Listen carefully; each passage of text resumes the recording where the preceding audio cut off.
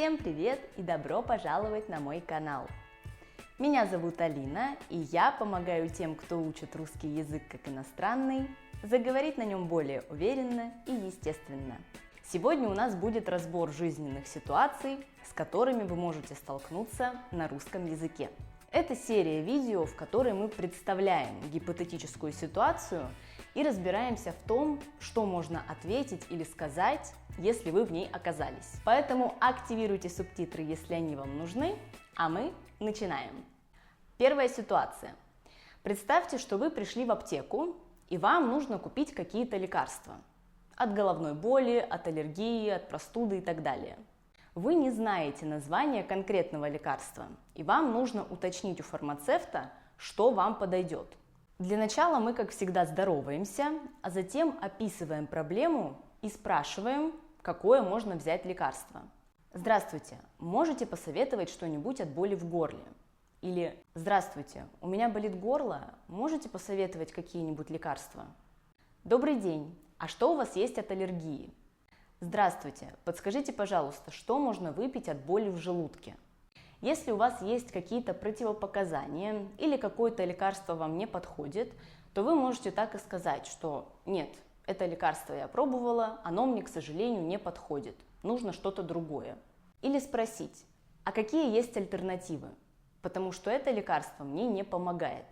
И здесь же вам, возможно, понадобится уточнить цену на лекарство, потому что вам могут предложить несколько вариантов с похожим составом, но по разной стоимости. В таком случае вы можете спросить, а в какую цену эти лекарства? И потом выбрать то, что вам больше подходит. Следующая ситуация. Вам нужно обменять деньги в банке или в обменнике. Может быть, даже сразу в аэропорту, когда вы только приезжаете в страну. Допустим, вам нужно обменять доллары на рубли или евро на рубли. Что вы можете сказать в таком случае? Здравствуйте, я хотела бы обменять доллары на рубли. Подскажите, какой у вас сейчас курс? Добрый день, на табло указан актуальный курс? Здравствуйте, мне нужно поменять евро на рубли. Скажите, пожалуйста, у вас есть мелкие купюры? Потому что не во всех обменных пунктах может быть нужный вам номинал. А затем у вас спросят, какая сумма обмена, возможно, попросят паспорт, и затем выдадут вам нужную валюту. Идем дальше. Вы вызвали такси. Таксист приехал, вы садитесь в машину, здороваетесь, и поскольку вы, скорее всего, вызвали машину через приложение, а не просто остановили ее на улице, то вам уже не надо объяснять таксисту, по какому адресу вас нужно довезти, потому что у него это отображено. Но все же он может уточнить на всякий случай, точно ли вы тот пассажир, который должен сесть к нему в машину.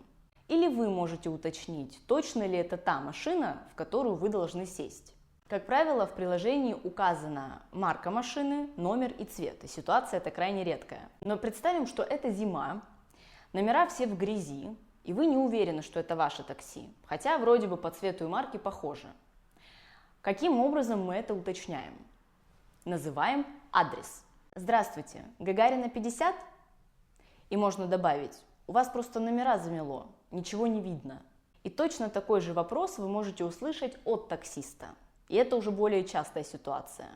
Но в ней вам нужно всего лишь ответить «да» или «нет». И давайте еще представим, что вы едете из аэропорта или в аэропорт. И у вас с собой есть чемодан, который нужно положить в багажник. Во многих случаях таксист сам видит, что вы с багажом, выходит из машины и помогает вам его уложить. Но может быть и такое, что он не увидел, поэтому мы просим его о помощи. «Извините, а можете мне помочь? У меня тут чемодан». Эта фраза уже подразумевает под собой, что чемодан нужно положить в багажник. «Извините, а чемодан можно в багажник положить?» «Извините, а поможете с чемоданом?» И так далее. И раз уж мы в аэропорту, представим, что вы не понимаете, куда идти. Вроде бы перед глазами табло, рейс вы на нем свой видите, название, вернее номер стойки регистрации тоже, но саму стойку найти не можете, потому что вокруг какая-то путаница. В этом случае вы можете подойти либо на стойку информации, либо к сотруднику аэропорта, если где-то видите его поблизости, либо просто к прохожему, который тоже может вам помочь, и спросить: «Извините, а вы не знаете, как пройти к стойке А31?»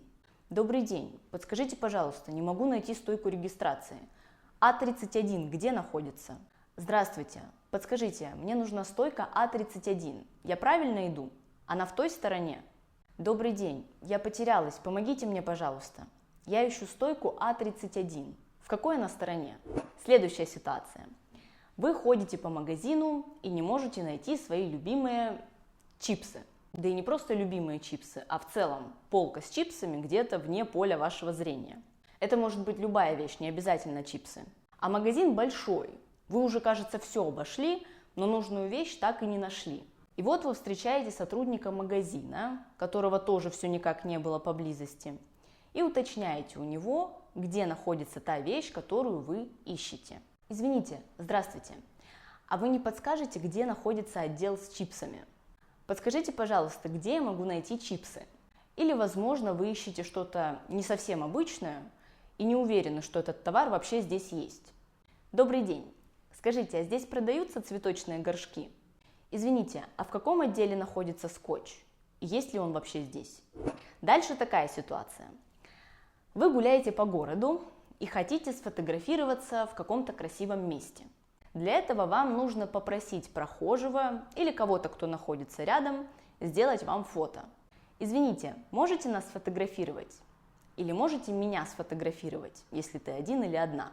Прошу прощения, могли бы вы нас сфотографировать? Извините, можно вас попросить нас сфотографировать? А на эту самую прогулку вы поехали на машине. Приехали в центр города и не уверены, можно ли парковаться в том месте, которое вы нашли. И если да, то нужно ли платить за парковку? Опять же, есть приложение, через которое это все можно проверить. Но мы представляем, что нам кому-то нужно задать вопрос. Желательно, конечно, водителю, который паркуется недалеко от нас. Вы подходите или подъезжаете к нему и спрашиваете: «Извините, подскажите, а здесь вообще можно парковаться? Что-то не видно знаков». «Здравствуйте, подскажите, пожалуйста, эта парковка бесплатная или платная?» «Добрый день, скажите, это бесплатная зона парковки или ее нужно где-то оплатить?» И последняя ситуация. Вы пришли в парикмахерскую, чтобы сделать стрижку, или покрасить волосы, или сделать прическу, что угодно. Название той стрижки или прически, которую вы хотите, не знаете. Объяснить как-то надо. Первое и самое простое – это показать картинку и сказать, что вы хотите вот так. Что вообще еще вы можете сказать? Прежде всего, если вы зашли в парикмахерскую не по записи, а просто по пути, тогда спрашиваете: «Здравствуйте, а подстричься можно? Есть свободный мастер?»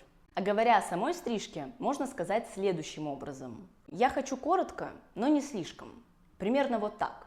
И показать фото. Мне просто подровнять кончики, что значит слегка подстричь волосы, вернее их концы, чтобы они стали более ровными и свежими. Можно мне подстричь челку? Или можно мне подровнять челку? Я хочу немного укоротить сзади и по бокам. Если вы не знаете название, можно спросить у мастера: как по-русски будет вот такая стрижка? И снова показать фото. А если вам нужно записаться на стрижку или покраску, тогда вы можете сказать по телефону или лично: «Здравствуйте, я хотела бы записаться на стрижку. Когда можно подойти?» «Добрый день, у вас есть окошко в среду во второй половине дня? Хотела прийти на стрижку». «Здравствуйте, в какой день недели можно записаться на покраску?» И на этом у меня сегодня все. Если вы хотите разобрать какие-то другие ситуации, пишите свои предложения внизу. Надеюсь, что это видео вам было полезно. Ставьте лайк, если оно вам понравилось. И спасибо, что смотрели. Увидимся в следующем видео. Пока-пока!